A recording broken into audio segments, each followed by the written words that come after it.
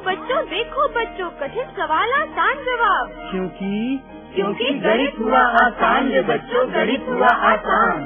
अंकों का है खेल निराला, जोड़ घटाओं ने क्या कर डाला। क्योंकि गणित हुआ आसान रे बच्चों, गणित हुआ आसान। शून्य का है खेल अजब, अंकों के संग करे गजब। कभी अंकों को शून्य बनाता या अंकों का मान बढ़ाता। क्योंकि गणित हुआ आसान रे बच्चों, गणित हुआ आसान। क्योंकि गणित हुआ आसान रे बच्चों, गणित हुआ आसान। क्योंकि गणित हुआ आसान रे बच्चों, गणित हुआ आसान। अलवर की आवाज 90.8 FM पे मैं हूँ आपके साथ शिवानी, और गणित हुआ आसान के इस अंक में आज हम जानेंगे ज्यामिति यानी ज्योमेट्री में आने वाले एंगल्स के प्रकारों के बारे में। ज्यामिति में बिंदु, सरल, वक्र रेखाओं और चापों के द्वारा कुछ आकृतियाँ बनाई जाती हैं, जैसे कि त्रिभुज, चतुर्भुज, पंचभुज, अष्टभुज और वृत्त। इन्हें हम ज्यामिति आकृति कहते हैं। इन आकृतियों के बारे में और अधिक जानकारी देने के लिए आज हमारे साथ मौजूद है IIT अलवर के assistant professor mister Sunil Yadav, और साथ में है हमारे स्टूडेंट। बच्चों, आज का जो टॉपिक या जो विषय है, महान वैज्ञानिक यूक्लिड के द्वारा दिए गए 3 बिंदुओं, 3 शब्दों के द्वारा जो बिंदु, रेखा और समतल, इस विषय पे हम लोग आज चर्चा करेंगे। मैं गणित विभाग के assistant professor doctor Sunil Kumar Yadav, IIT college के। आप लोग भी अपना परिचय बताइए। मैं शिशिर कुमार। मैं विकी। मैं सूर्यांश। बच्चों, आज का जो टॉपिक है बिंदु, जिस पर हम लोग पहले एपिसोड में विचार कर चुके हैं, इसका जो दूसरा शब्द है लाइन, या जिसे हम रेखा कहते हैं। तो आप लोग बताइए, लाइन या रेखा से आप क्या समझते हैं? सर, मेरे हिसाब से लाइन सिंपल कॉपी पे ड्रॉ किया हुआ एक सीधी रेखा, उसे लाइन बोलते हैं। मुझे लगता है लाइन और रेखा में कोई अंतर नहीं है। सर, आप बताइए। मेरे अनुसार भी जो रेखा होती है वो एक कागज पर हम लोग कोई भी लाइन खींच देते हैं, या मैंने उसे कहें कि हम लोग कुछ भी खींच दिए हैं पेन से या पेंसिल से, तो उसी हम लोग रेखा का। मेरे अनुसार रेखा बिंदुओं के मिलने से बनती है। बिंदुओं के जो समूह होती हैं उनसे रेखा बनती है। सर, बिल्कुल सही। कि तो मैं आपको बता रहा हूँ कि रेखा क्या है। जैसे सपोज करिए कि मान लीजिए आपके पास बहुत सारे पॉइंट हैं, ठीक है, और उन पॉइंटों को एक लाइन में आप व्यवस्थित करिए, एक लाइन में ही व्यवस्थित करिए। फिर उसके बाद उन सारे पॉइंटों को मिलाइए। मिलाने के बाद जो लाइन या जो चीज हमें बिंदुपथ मिलता है, उन सारे मतलब पॉइंटों का, उन्हीं पॉइंटे के बिंदुपथ को ही क्या कहते हैं? लाइन या रेखा कहते हैं। किंतु लाइन या रेखा का प्रसार एक ही तरफ, कहने का मतलब हुआ कि दाएं और बाएं के तरफ होता है। मतलब लाइन दाएं तरफ भी प्रसार कर सकता है और बाएं तरफ भी प्रसार कर सकता है। इस तरह हम कहें कि लाइन का प्रसार क्या है? अनंत तक है, दोनों तरफ अनंत तक लाइन का प्रसार है। और जो लाइन का हम नोटेशन या प्रदर्शित करते हैं, उसे लाइन पे हम क्या करते हैं कि लाइन पे कोई 2 बिंदु लेते हैं और उन 2 बिंदुओं के ऊपर 2 शीर्ष वाले तीर से प्रदर्शित करते हैं। ये 2 शीर्ष ये बताते हैं कि लाइन का प्रसार दोनों तरफ दाएं और बाएं अनंत दूरी तक जाएगी। सर, मुझे कुछ पूछना था। हाँ, पूछिए। सर, ये जो रेखा होती है उसके दोनों तरफ तीर का जो निशान बना रहता है, अगर वो तीर का निशान ना हो तो क्या वो रेखा होगी? नहीं, अगर वो तीर का निशान हट जाए तो वो रेखा नहीं होगी। वो केवल रेखा का एक पार्ट होगा, जिसे हम लाइन सेगमेंट या रेखा खंड कहते हैं। जी सर। ये तीर ये बताता है कि ये लाइन दोनों तरफ अनंत दूरी तक, अनंत तक प्रसार है। अगर ये तीर हटेगा तो केवल ये रेखा या लाइन का कुछ पार्ट ही बताएगा, जिसे हम लोग रेखा खंड या सेगमेंट बोलते हैं, लाइन सेगमेंट। जी सर। फिर हम दूसरी बात कर रहे हैं कि समतल, समतल या जिसे प्लेन कहते हैं। जी सर। प्लेन एक ऐसी ज्यामितीय आकृति है जिसमें लंबाई और चौड़ाई होती है, किंतु मोटाई नहीं होती है। और समझ रहे हैं कि प्लेन में जिसमें लंबाई, चौड़ाई और मोटाई नहीं होती है, तो हम कह सकते हैं कि प्लेन को प्रदर्शित करने के लिए किन्हीं 2 चीज की जरूरत पड़ रही है, लंबाई और चौड़ाई की। तो हम कह सकते हैं कि प्लेन की जो बीमा होती है, प्लेन का जो डायमेंशन, वो कितना होगा? 2 होता है, क्योंकि इसमें हमें 2 चीजों की जरूरत पड़ रही है, लंबाई और चौड़ाई। प्लेन की जो मोटाई होती है या थिकनेस जिसे कहते हैं, वो बिल्कुल 0 होती है। तो आप अपने दैनिक लाइफ में कोई प्लेन का एग्जाम्पल बताइए जिसे आप देखते हो। सर, कागज जो होता है जो हमारे कॉपी का जो एक पन्ना होता है उसे हम सर एक प्लेन कह सकते हैं, क्योंकि उसमें लंबाई और चौड़ाई तो होती है, लेकिन सर मुझे नहीं लगता है कि मोटाई उसकी कुछ होती है। आप बताइए सर कोई पत्थर का टुकड़ा ले लीजिए, ठीक है, ये सबसे अच्छा उदाहरण होगा क्योंकि उसमें लंबाई भी होती है, चौड़ाई भी और उसकी मोटाई भी होती है। तो सर ये एक एग्जाम्पल। नहीं, तो कहा गया है कि प्लेन ऐसी चीज है जिसमें लंबाई और चौड़ाई होती है किंतु मोटाई नहीं होती। आप बताइए। सर मैं ये कह सकता हूँ कि एक पेड़ के पत्ते को भी हम समतल कह सकते हैं, क्योंकि उसमें लंबाई होती है, चौड़ाई होती है, मगर मोटाई न के बराबर होती है। सर देखिए, हमारा जो प्लेन या समतल से जो हमारा तात्पर्य होता है वो कोई भी हम चीज लेते हैं, सपोज करिए अगर हम ये टेबल या मेज को ले रहे हैं तो प्लेन से हमारा तात्पर्य ये होता है कि इसकी ऊपरी सतह से होता है। जी सर। इसकी ऊपरी सतह से होता है, ना कि उसके मोटाई से होता है। इसके केवल ऊपरी सतह से को ही हम प्लेन कहते हैं। अगर हम ये इस दीवार की बात करें तो दीवार की जो ऊपरी सतह वो एक प्लेन है। जी सर। ऊपरी सतह से बात कर रहे हैं, हम पूरे दीवार की बात नहीं कर रहे हैं या पूरे इस मेज की बात नहीं कर रहे हैं, केवल इसकी ऊपरी सतह की बात कर रहे हैं। तो ऊपरी सतह इसकी प्लेन है या दीवार की ये ऊपरी सतह एक प्लेन है। सर एक क्वेश्चन पूछिए। पूछना है। अगर हम कोई एक वस्तु लेते हैं, ठीक है, अगर उसकी ऊपरी सतह का बात कर रहे हैं तो वो प्लेन हुआ, तो सर इसे हम अलग करके बात कर रहे हैं कि जैसे इसका अगर हम ऊपरी सतह लेंगे तो क्या होगा, तो सर इसका भी कुछ नाम होगा सर, कि जैसे उसको रेखाखंड बोलते हैं, तो इसे भी सर कुछ नाम के द्वारा हम। हाँ, बिल्कुल सही बात है। इसकी ऊपरी सतह को ही हम प्लेन कहते हैं, ना इस पूरे दीवार को हम प्लेन नहीं कहेंगे। पूरे दीवार को वो प्लेन नहीं है। अगर पूरे दीवार को हम अगर कंसीडर करेंगे तो पूरे दीवार में उसकी मोटाई भी आ जाएगी। जी सर। जबकि हमने कहा है कि प्लेन वो चीज है, प्लेन वो सतह है जिसमें लंबाई, चौड़ाई और मोटाई नहीं होती है।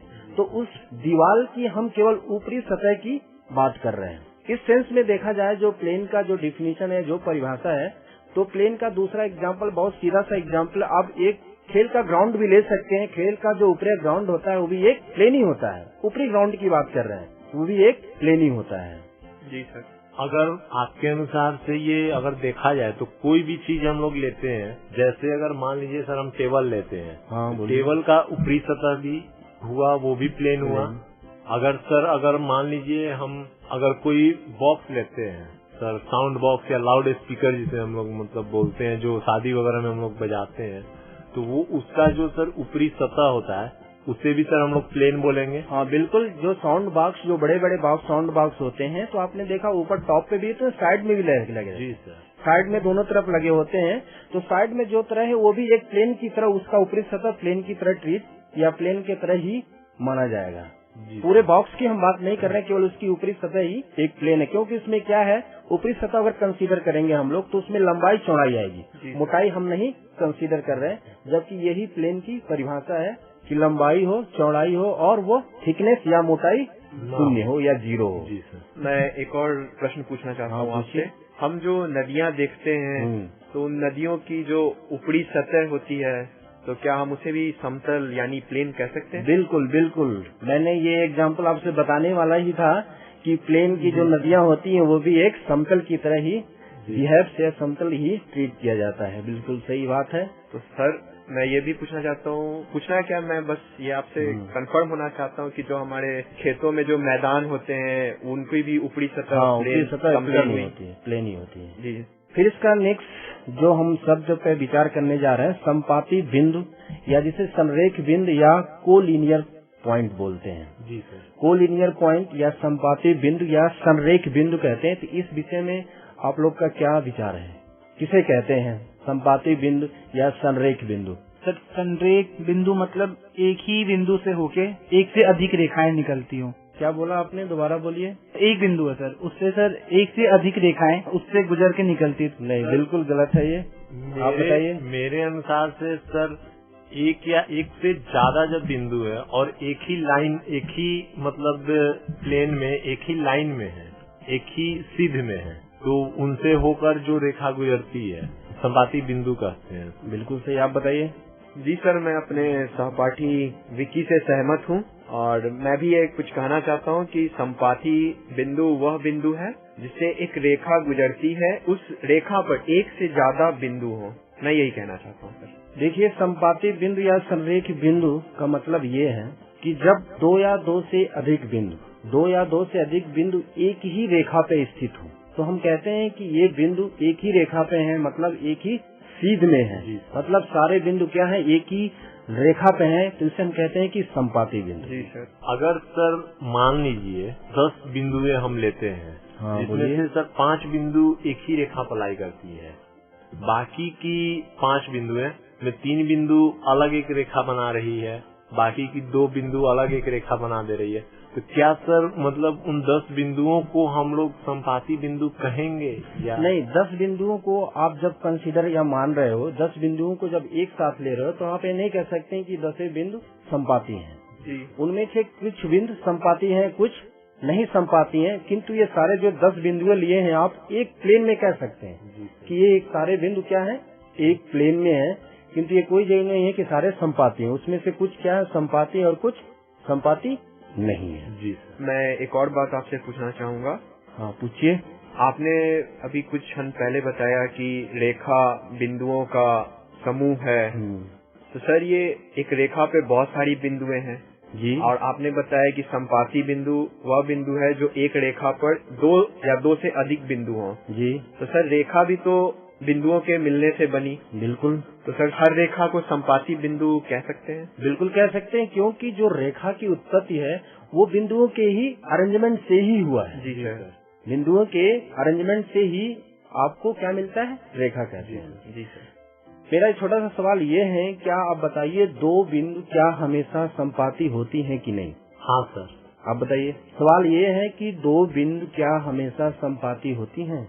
मेरे अनुसार से होती है सर।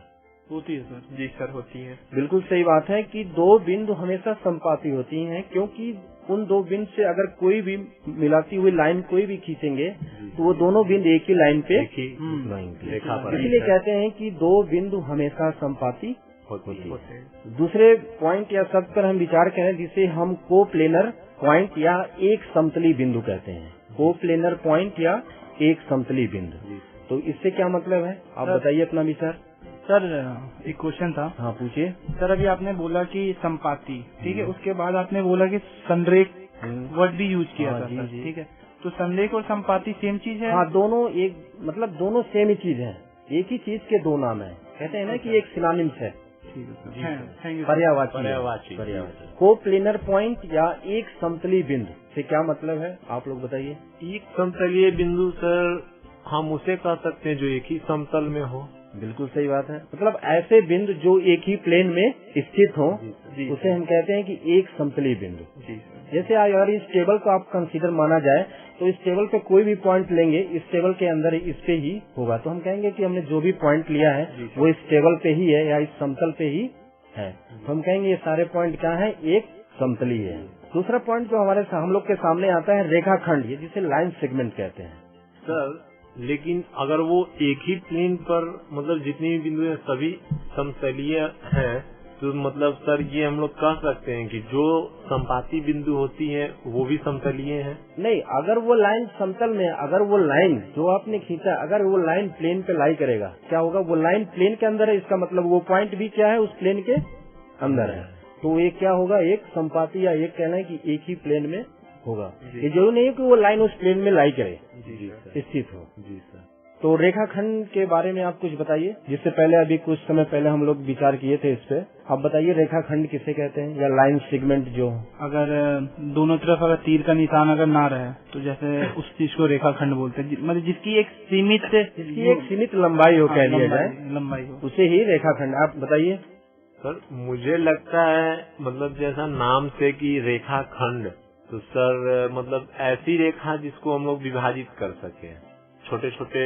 भाग में विभाजित कर सके, उसे रेखाखंड कहते हैं। आपका कहने का मतलब ये है कि हमने रेखा को ही विभाजन किया है। जी सर। और उसके टुकड़े को ही हम क्या कह रहे हैं, रेखाखंड कह रहे हैं। बिल्कुल सही है, आप बताइए। सर मेरे सहपाठी विक्की ने फिर से एक बार मेरे अनुसार सही बताया है, और मैं भी ये कहना चाहता हूँ कि जो रेखा होती है उसके जो छोटे से हिस्से होती है, जो उसके छोटे छोटे टुकड़े या हिस्से जो निकलते हैं, उसी को हम लाइन सेगमेंट कहते हैं, रेखाखंड कहते हैं। बिल्कुल सही बात है। जो रेखाखंड को हम लोग प्रदर्शित करते हैं, जी सर, तो क्या होता है कि रेखाखंड एक बिंदु से स्टार्ट होता है, जिसे हम लोग प्रारंभिक बिंदु बोलते हैं, और दूसरे बिंदु पे जाके एंड हो जाता है, मतलब खत्म हो जाता है, जिसे अंत बिंदु कहते हैं।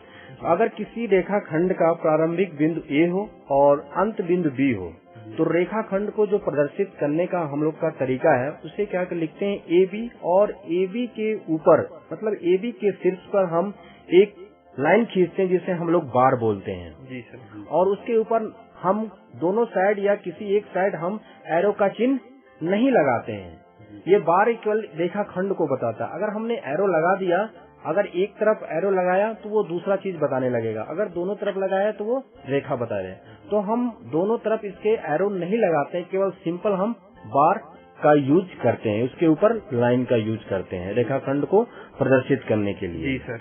दूसरा जो पॉइंट हम लोग के सामने आ रहा है, जिसे किरण या रे बोलते हैं हम लोग, तो किरण या रे क्या है आप बताइए आप लोग। सर मेरे अनुसार से जहाँ तक मैंने घर पर सुना है, तो किरण सर हम लोग सूर्य की प्रकाश जो निकलती है उसे सर हम लोग किरण बोलते हैं। आप बताइए। सर किरण मेरे अनुसार वह बिंदु होती है जो किसी एक स्थान से प्रारंभ होती है और वो रेखा बनाते हुए वो किरण आगे चली जाती है, वो एक रेखा के रूप में रूपांतरण होते जाती है।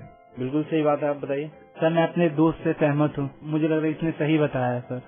हाँ देखिए, जो किरण या रेखा की हम बात कर रहे हैं, किरण या रेखाखंड, किरण रेखा का ही एक भाग होता है, किंतु अंतर ये होता है कि जो किरण होता है, किरण का स्टार्टिंग जिससे प्रारंभिक बिंदु होता है वो फिक्स होता है, और इसका एंड बिंदु मतलब अंत बिंदु वो एक रेखा की तरह आगे की तरफ बढ़ता जाता है, और इसका प्रसार अनंत तक होता है।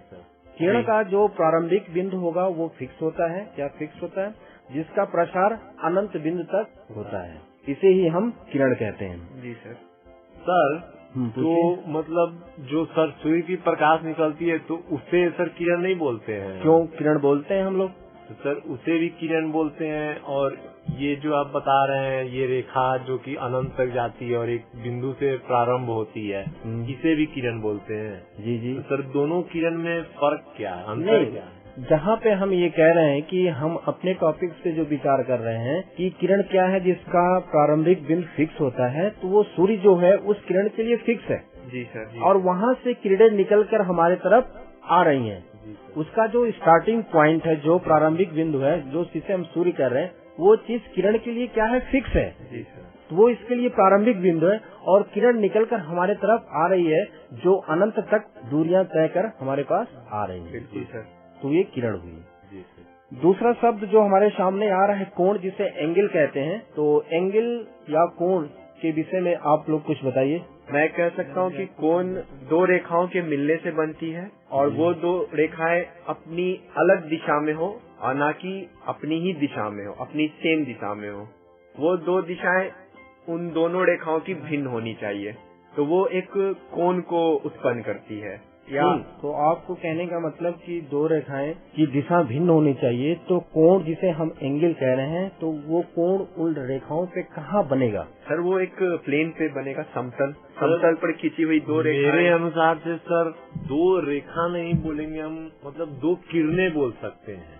दो किरण जब एक समतल स्थल पर एक दूसरे के अपोजिट डायरेक्शन में, वो मतलब उल्टे विपरीत दिशा में, दो किरणों का जो प्रारंभिक बिंदु है वो मतलब सेम है, जहाँ से कि वो प्रारंभ हो रही है, और वो दोनों किरणें एक दूसरे के विपरीत दिशा में जा रही हैं। सर बाकी सर आप ही समझाएं हमें, क्योंकि सर हमें भी इस बारे में ज्यादा जानकारी नहीं है सर। ठीक है, देखिए कोण या जिसे हम एंगल कह रहे हैं, कि जिस तरह नाम है कि कोण क्या है कि एक चित्र है। जी सर। कोण एक चित्र है जो दो ऐसे किरणों के मिलने से बनता है। अब दो ऐसे किरणों के मिलने से बनता है, अब वो दो किरण कैसे होनी चाहिए, जिसका स्टार्टिंग पॉइंट सेम होना चाहिए, जिसका प्रारंभिक बिंदु सेम होना चाहिए।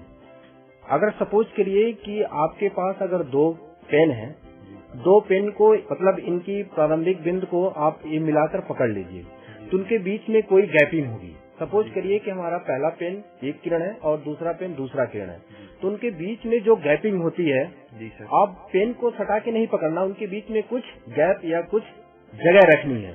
तो उनके बीच में जो जगह होती है उसी को हम कहते हैं कोण बोलते हैं। अब जो उनका स्टार्टिंग पॉइंट या जो प्रारंभिक बिंदु होता है जहाँ से ये दोनों रेखाएं निकलती हैं, जी सर, जिसे सेम बिंदु कह रहे हैं, उसे कहते हैं कोण का शीर्ष, कोण का शीर्ष बोलते हैं।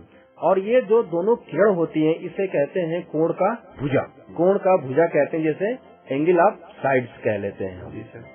अब सवाल ये है कि कोई भी कोण प्लेन को कितने भागों में बांटती है, कोई भी कोण प्लेन या समतल को कितने भागों में बांटती है। तो आपके विचार से बताइए, कोई कोण प्लेन को कितने या समतल को कितने भागों में बांटती है? सर मैं एक चीज पूछना चाहता हूँ। पूछिए। सर अभी आपने कहा कि दो किरणों का प्रारंभिक बिंदु अगर सेम है जी तो उनके बीच में जो गैप बनता है उसे सर हम लोग कोण कहते हैं। जी। तो सर आपने एग्जाम्पल दिया पेन का। जी। तो सर पेन को तो हम किरण नहीं ले सकते हैं, क्योंकि पेन तो सर उनका दोनों जो बिंदु होते हैं, दोनों जो छोर होते हैं, वो तो सर मतलब एक रेखाखंड की तरह हम उन्हें इस्तेमाल कर सकते हैं। तो नहीं, हमारे कहने का मतलब ये है कि हमने यहाँ पे जो आप लोग को समझाया है कि पेन को ही हमने एक किरण मान लिया था। जैसे आपके सामने अगर ये माइक रखी है तो माइक में देखिए कि दो लाइन एक दूसरे को मिली हुई है, तो उनके बीच में देखिए कुछ गैपिंग है, तो वो गैपिंग ही क्या कहलाती है? एंगल या कोण जिसे हम बोलते हैं। तो विचार ये हो रहा था कि कोण या एंगल प्लेन या समतल को कितने भागों में बांटता है, तो आप बताइए। सर 2 भागों में बांटते हैं। जी, और कौन कौन से भाग हैं वो? एक सर जैसे हमें एक तो छोटा होगा सर और एक बड़ा। ठीक है, आप बताइए। एक सर आंतरिक भाग होते हैं और एक सर बाह्य भाग, जिसे हम लोग बोल सकते हैं। तो आंतरिक भाग कौन सा होगा और बाहरी भाग कौन सा होगा, आप बताइए। सर आंतरिक भाग जो उन दोनों कोण के बीच में जो समतल रहती है वो आंतरिक भाग हुआ, और जो उन कोण के बाहर जो समतल है वो उसकी बाहरी भाग हुई। ठीक है, बिल्कुल ठीक है। तो जैसे हम लोग अभी आपके सामने हम लोग पेन का एग्जाम्पल लिया था। सपोज करिए पेन को छोड़िए, ये माइक का अगर हम लोग एग्जाम्पल लें तो माइक में जो आपके सामने रॉड्स या जो स्टील की रॉड्स लगी हुई है, देखिए दोनों के बीच में कुछ गैपिंग है, जिसे हम कह रहे हैं कि एंगल या कोण है। और ये दोनों जो स्टील की रॉड्स हैं, इसे हम बोल रहे हैं कि ये किरण या रेखाएं हैं। ठीक है, तो अगर इस दोनों रेखाएं इस दोनों किरण पर आप एक एक पॉइंट लीजिए। जी सर, जी सर। सपोज करिए हमने पहला पे पॉइंट ए लिया और दूसरे पे बी लिया। अब उन दोनों पॉइंट को आप मिलाइए तो आपको क्या मिलेगा? एक लाइन सेगमेंट या रेखाखंड मिलेगा। जी सर। तो रेखाखंड जिस प्लेन में लाई करता है, या कह लीजिए कि रेखाखंड का जिस प्लेन या जिस समतल में लाई करेगा उसे हम कहते हैं आंतरिक भाग, और रेखाखंड जिस प्लेन में लाई नहीं करता उसे कहते हैं बाहरी भाग। कहने का मतलब हो गया, कोण के बीच का जो भाग होगा उसे हम कहेंगे आंतरिक भाग, और कोण के बाहर का जो भाग होगा उसे हम कहेंगे बाहरी भाग। अच्छा सर, अगर जैसे हम लोग अगर जनरल लाइफ में अगर एग्जांपल लेते हैं तो घर का चौखट, अगर चौखट का 2 किनारा ले लें, जैसे हमें समझने के लिए मेरे हिसाब से सबसे अच्छा यही रहेगा सर कि अगर चौखट है सर, चौखट का कोई 2 किनारा, तो वो रेखाखंड के अंदर वाले को बोलेंगे आंतरिक कोण, और उसके बाहर जो भी है, जो उसके नहीं आ रही है जो किनारे, उसे हम लोग बोलेंगे बाहरी कोण। ये सर ठीक है, थैंक यू सर। अब देखिए हम क्या कर रहे हैं, हम लोग कोणों के आधार पर त्रिभुज का वर्गीकरण कर रहे हैं। जी सर। सबसे पहले हम लोग ये डिस्कस करना या ये विचार करें कि कोण कितने प्रकार के होते हैं। तो सबसे पहले जो हम लोग के सामने आता है कि न्यून कोण, जिसे एक्यूट एंगल बोलते हैं। जी सर। तो न्यून कोण वो कोण होता है जिसका मान 90 डिग्री से कम होता है, न्यून कोण कहलाता है। जी सर। तो कोई ऐसा रियल लाइफ या दैनिक जीवन में एग्जाम्पल बताइए जहाँ पे आपने देखा होगा घरों के बनावट में या कहीं ऐसे क्या हो कि उसका मान 90 डिग्री से कम होता है। कोई ऐसा है आपने देखा अपने घरों में कि उसका मान 90 डिग्री से कम, जिसे हम न्यून कोण कहते हैं? तो बहुत सारे एग्जाम्पल है सर। इसमें से जैसे घर का जब ढलाई होगा, ठीक है, तो कहीं हम समतल करते हैं और कहीं हमें जरूरत पड़ती है कि पानी का बहाव सही से हो, तो उसको ढाल देते हैं, तो वो जो ढालते हैं सर वो 90 डिग्री से कम होता है। जी। तो ये सर एग्जाम्पल है। और सर और भी ऐसे कि बल्ब लगाते हैं, तो सर कोई सीधा आता है, कोई सर हल्का डाउन करते हैं। डाउन इसलिए करते हैं कि प्रकाश ज्यादा आएगा घर में और अंजोरा के लिए सर, तो वो भी एक एग्जाम्पल न्यून कोण का है। ये माइक किस कोण पे टिका हुआ है? ये भी सर न्यून कोण पर ही। ये भी न्यून कोण पे, क्योंकि इसके बीच की जो एंगल है वो 90 डिग्री से कम है। दूसरा हम बात कर रहे हैं कि समकोण। जिसे राइट एंगल कहते हैं। तो वो कोण जिसका मान 90 डिग्री होता है उसे हम लोग क्या कहते हैं? समकोण कहते हैं। तो समकोण का कोई दैनिक लाइफ में जो आपने एग्जाम्पल दिखा बताइए। समकोण में हम लोग घर के दरवाजे ले सकते हैं, जिन्हें सामान्यतः मतलब सर समकोण स्थिति में बनाए जाते हैं। वो कि मतलब चौखट अगर होते हैं तो वो सर 90 डिग्री के एंगल में रहते हैं।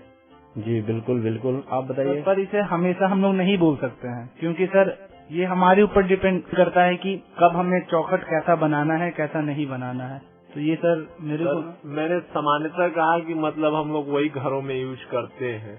मतलब कहने का मतलब ये है कि सामान्यतः जो चौखट का निर्माण होता है वो क्या होता है? एक समकोण पे ही चारों भुजाएं रहती है। वो इन केस होता है कि जब किसी कारण या जब गर्मियों के मौसम में जब हवाएं चलती हैं तो वो ट्विस्ट हो जाता है, लकड़ियां जो होती है वो ट्विस्ट हो जाता है। तो उस समय जो चौखट की चारों भुजाएं 90 डिग्री पे नहीं होती हैं, क्योंकि उसमें टेढ़ापन कुछ आ जाता है। जी सर। आप इस जंगले के देख लें, जंगले की जो चारों भुजाएं क्या है? 90 डिग्री पे ही है। जी सर। हम कह सकते हैं कि इसका प्रत्येक कोण क्या है? 90 डिग्री या समकोण है। या फिर सर हम लोग बोल सकते हैं कि जो मतलब दीवार हम लोग बनाते हैं कमरों के निर्माण के लिए, हम लोग सर दीवार बनाते हैं जी, तो वो दीवार भी एक दूसरे के समकोण पे ही होती है। आप आपके सामने भी देख सकते हैं कि एक दीवार दूसरे दीवार पे समकोण ही बनाती है। फिर दूसरे हम बातें हैं, एक जो हम लोग के सामने आ रहा है अधिक कोण, जिसे ऑब्ट्यूज एंगल कहते हैं। तो वो कोण जिसका मान 90 डिग्री से अधिक किंतु 180 डिग्री से कम, उसे हम अधिक कोण बोलते हैं, जिसे ऑब्ट्यूज एंगल बोलते हैं। जी सर। तो कोई ऐसा एग्जाम्पल बताइए अपने लाइफ या अपने घरों में देखे हो। सर इसमें एग्जाम्पल तो सर अभी दिमाग में सर नहीं आ रहा, पर हम प्रैक्टिकली हम लोग खुद बना सकते हैं। कह लें कि इस तरह अपने हाथों को कर लें, 90 अंश से अधिक हो किंतु 180 इससे 180 होगा, सीधा ना करके और थोड़ा सा एकदम स्ट्रेट ना और करके, स्ट्रेट ना भी करें, इसके बीच में रखें। तो इनके बीच का जो कोण होगा वो 90 से अधिक होगा और 180 से कम होगा। सर और हम ये भी कह सकते हैं कि जैसे हमारी दैनिक जीवन में जो पंखा होता है सर, जिसे हम दीवार में लगाते हैं, हाँ, जिसे वॉल फैन वॉल फैन भी कहते हैं, तो सर वो रोटेट होती है, घूमती है। जी जी। तो वो सर 0 डिग्री से लेकर 180 तक घूमती है ताकि हवा चारों तरफ लगे। जी जी। मगर वो पूरी तरह 180 नहीं हो पाती है। जी सर। तो हम इसे भी मान सकते हैं कि ये एक ऑब्ट्यूज एंगल है। नहीं, कहने का मतलब ये है कि अधिक कोण का जो हम लोग परिभाषा दिए थे 90 अंश से अधिक जी, किंतु 180 से कम। 90 अंश से अधिक होना चाहिए और 180 अंश से कम। किंतु आपने अपने घरों में भी देखा होगा, घरों में आप सभी को घरों में क्या सीढ़ियाँ लगी होती हैं? जी जी सर। सीढ़ियाँ लगी होती है। तो क्या स्टार्टिंग में सीढ़ियाँ क्या होती है? इस तरह चढ़ती हैं, थोड़ा स्लोप रहता है, फिर जहाँ पे होता है फिर यहाँ से एक प्लेन बनता है। जी सर। ठीक, प्लेन बनने तो प्लेन और इस स्लोप के बीच एंगल देखिए। जी सर। प्लेन और इस स्लोप के बीच के एंगल देखिए, ना तो ये पूरा डायरेक्ट 90 है और ना तो पूरा 1 है, 180 कहने का मतलब। तो ये एंगल जो बनती है वो क्या है? 90 से अधिक है किंतु 180 से कम है। तो हम इसे बोल सकते हैं कि ये अधिक कोण या ऑब्ट्यूज एंगल है। जी सर। जी। दूसरा एक कोण हमारे लोग के सामने आ रहा है, जिसे हम लोग रिज कोण या स्ट्रेट एंगल कहते हैं। जी सर। रिज कोण या स्ट्रेट एंगल, वो कोण जिसका मान 180 डिग्री हो, उसे हम कहते हैं कि रिज कोण या स्ट्रेट एंगल। तो कोई ऐसा एग्जाम्पल बताइए। लाइन सर, लाइन पे बना कोण हमेशा रिज कोण होता है। और कोई बताइए। या सर हम लोग ये कह सकते हैं कि जैसे हम लोग स्कूल में सर पीटी करते हैं जी, तो जब हम लोग पीटी करते हैं तो हमारे दोनों हाथों को सर ऊपर की तरफ उठा दिया जाता है जी, बिल्कुल, मतलब हाथ हमारे सर के ऊपर रहेंगे। तो उस स्थिति में सर जो हमारे शरीर के साथ और शरीर और हाथ के बीच में जो सर कोण बन रहे हैं उन्हें हम सर रिज कोण कह सकते हैं। नहीं, शरीर और हाथ के बीच का कोण क्या मतलब, क्या कहना चाह रहे हैं? शरीर और हाथ के बीच का कोण मतलब ये कहना चाहते हैं कि सर जो हमारा हाथ जो है पीटी के दौरान जब हम अपने हाथ को ऊपर की तरफ उठा देते हैं और हमारा शरीर हाथ ऊपर सीधे, पैर हमारा नीचे रहता है, तो हाथ और पैर दोनों एक दूसरे के अपोजिट डायरेक्शन में रहते हैं सर। अपोजिट मतलब विपरीत दिशा में रहते हैं। तो हमारे मतलब शरीर से हाथ के बीच जो सर कोण बन रहा है जी जी, उसे सर हम लोग रिज कोण कह सकते हैं ना? नहीं, देखिए कहने का मतलब ये है कि अगर हम सीधे खड़े होते हैं एकदम स्ट्रेट, जी सर, जिसे कह रहे हैं अगर हम सीधे खड़े होते हैं एकदम स्ट्रेट, तो क्या होता है, एक वर्ड होता है जिसे सेंटर ऑफ ग्रेविटी या गुरुत्व केंद्र। जी सर। अगर हम सीधे खड़े हो रहे हैं तो जो सेंटर ऑफ ग्रेविटी होती है जिससे गुरुत्व केंद्र, तो सेंटर ऑफ ग्रेविटी से जो लाइन होके गुजरती है वो हमारे शरीर के बीचों बीच से होके गुजरेगी। तो उस लाइन पे जो कोण बनेगा दैट इज द रिज कोण या स्ट्रेट एंगल होगा। किंतु अगर हम शरीर को अगर थोड़ा मेरा झुकाएंगे आगे की तरफ या पीछे की तरफ तो वो रिज कोण नहीं माना जाएगा, क्योंकि वो 180 से कम हो जाएगा। ठीक है बच्चों, आज इतना ही। नेक्स्ट एपिसोड में इसके आगे के शब्दों पे हम लोग चर्चा करेंगे। तब तक के लिए धन्यवाद। Thank you sir. Thank you sir.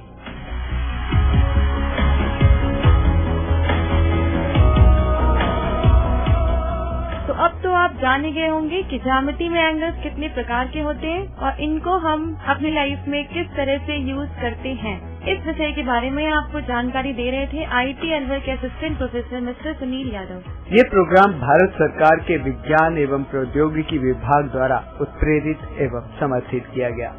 आपको ये प्रोग्राम कैसा लगा? आप अपने फीडबैक हमें दे सकते हैं।